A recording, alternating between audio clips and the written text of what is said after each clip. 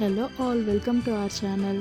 இன்றைக்கி நான் வந்து மீன் குழம்பு, மீன் வறுவல், அது கூடவே வந்து மரவள்ளிக்கிழங்கு மசியல் பண்ணியிருந்தேன். இந்த மரவள்ளிக்கிழங்கு மசியல் வந்து மீன் குழம்போட மிக்ஸ் பண்ணி சாப்பிடும்போது செம்ம டேஸ்ட்டாக இருக்கும். இது வந்து கேரளா, கன்னியாகுமரி சைட்லாம் வந்து ரொம்பவே ஃபேமஸ்ஸு. அதுவும் இல்லாமல் என் ஹஸ்பண்ட் வேறு வந்து சின்ன வெங்காயம் போட்டு வந்து மீன் குழம்பு வைக்க சொல்லியிருந்தாரு. அதனால் அதுவும் நான் கட் பண்ணி வந்து மீன் குழம்புல சேர்த்துருந்தேன்.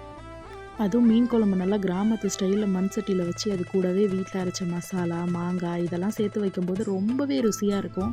குழம்பு கொதிச்சிட்டு இருக்கும்போதே எப்படா சாப்பிட உட்காருவோம், எப்படா குழம்பு வச்சு முடிப்போன்னு இருக்கும்.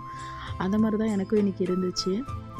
குழம்பு வச்சு முடித்ததும் வறுவல் செய்ய ஸ்டார்ட் பண்ணிட்டேன். வறுவல் செய்கிறதுக்கு முன்னாடி எப்போயுமே மசாலாவில் வந்து மீன் ஒரு மணி நேரம் ஊற வச்சு செய்யும்போது நல்லா மீனில் வந்து அந்த மசாலாலாம் ஏறி ரொம்பவே நல்ல காரசாரமாக டேஸ்ட்டாக இருக்கும்.